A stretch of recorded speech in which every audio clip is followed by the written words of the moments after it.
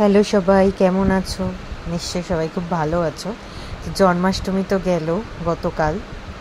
তো আমাদের মোটামুটি বাড়িতে তো লোকনাথ বাবা গোপাল যেহেতু দুজনেই আছেন, তাই আমাদের দুজনের জন্যই প্রত্যেক বছর জন্মাষ্টমীর অনুষ্ঠান করা হয়। আর এবছর তো আমার হাতে একটা ফ্র্যাকচারের কারণে আমি অনেকটাই উইক, বাট স্টিল পুজো তো করতেই হবে। আর সবথেকে বড় কথা, পুজো করার মধ্যে যে একটা অদ্ভুত ভাইবস, একটা এনার্জি, পজিটিভ এনার্জি কাজ করে, সেটা খুব দরকার। আর কিছুদিন যাবৎ তোমাদেরও সবার পরিস্থিতির জন্য মন ভালো নেই নিশ্চয়ই, আমাদেরও তাই। আর তার সাথে শরীর খারাপ খারাপ লাগা আছে। আগের সপ্তাহে সত্যনারায়ণ পুজো করে মনটা অনেকটাই ভালো হলো। আর জন্মাষ্টমীর উপোস এবং পুজো, এগুলো তো আলাদাই একটা মানে সারা বছরের অপেক্ষার পর আসে। আর জন্মাষ্টমী আসা মানে দুর্গা পুজোও এসে যায়, বুঝতেই পারো বা তোমরা বলতে পারো। তো দেখো, মেইন যেটা গোপালে সেটা হচ্ছে তালের বড়া। তো তার জন্য অলরেডি মা 3টে তাল আমাদের ভাই এনেছিল, আনা হয়েছিল। তার মধ্যে 2টো তাল অলরেডি মা চেঁচে ফেলেছিল, যেহেতু আমার হাতটা জোর দিলে খুব কষ্ট হচ্ছে, কিন্তু তাও আমি মায়ের থেকে জোর করে নিয়ে, বিকজ মায়েরও বয়স হয়েছে, আমি একটা তাল চেঁচেছি, যেটা দেখালাম ছুরি তুলে। তারপরে মা নারকোল আর কি পরিষ্কার করলো, দেন নারকোলটা কুড়েছি আমি পুরোটাই, আস্তে আস্তেই করেছি, সেই জন্য পরশুদিন রাত্রি থেকে শুরু করেছিলাম। তো এই যে দেখো, তালের বড়াটাকে, মিক্সটাকে তো তোমরা হয়তো সবাই জানো কীভাবে বানাতে হয়।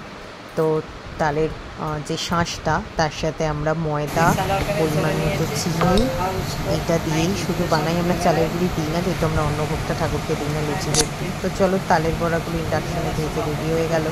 তারপর অলরেডি মা রান্নাঘরে নাড়ু বানাচ্ছিল। তার মধ্যে একটা ট্র্যাজেডি হয়েছে, আমাদের গ্যাসের সিলিন্ডার শেষ হয়ে গেছে।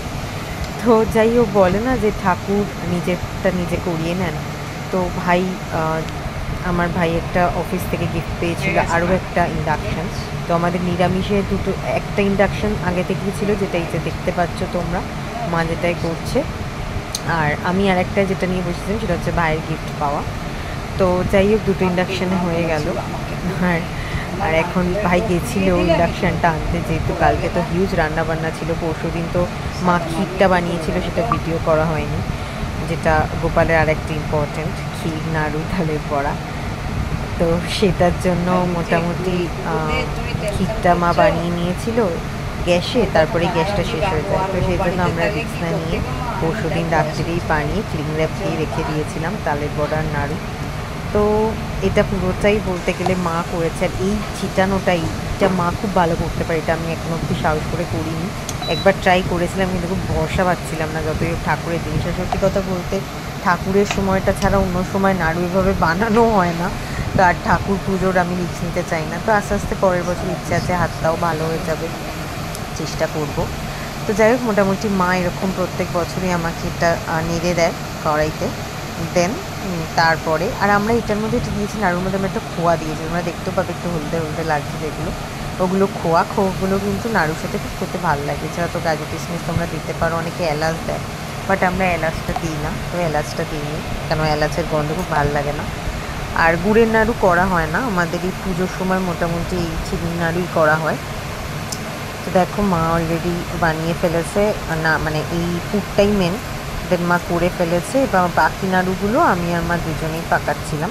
তো এটা জাস্ট মা পাকিয়ে দেখালো যে দেখো কি সুন্দর আসছে, মানে রেডি পুরটা এবার নাড়ু বানানোর জন্য।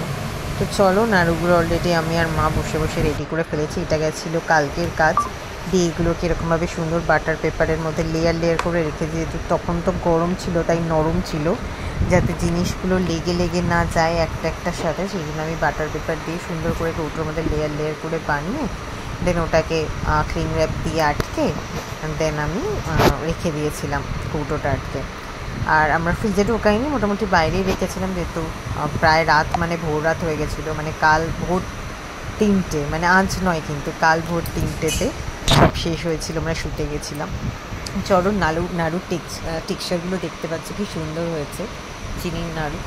তো এই দুটো তো মেন জিনিস। আর তার সাথে ক্ষীরটাও হয়ে গেছিলো, এই যে বাটার পেপার দিয়ে দিয়ে এরমভাবে লেয়ার করে, মোটামুটি 3টে লেয়ার, ওই 30টা মতো নাড়ু, 20-30টা নাড়ু হয়েছিল মোটামুটি।